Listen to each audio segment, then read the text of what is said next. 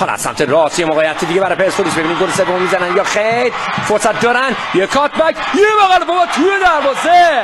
مسعود ریگی چقدر خوشحال یعقوب براجه که پاس گل داد. روز دلچسب به پرسپولیس با درخشش جوونای این تیم.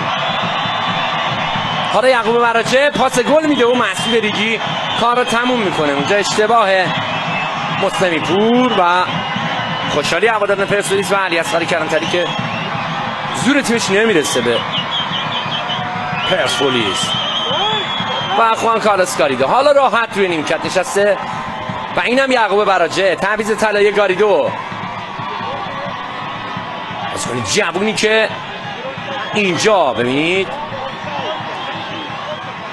گرفت توپو، یک کاتبک، این بغل پا و مسعود ریگی کار رو تموم کرد. پرسپولیس 3-0 یه ضرب.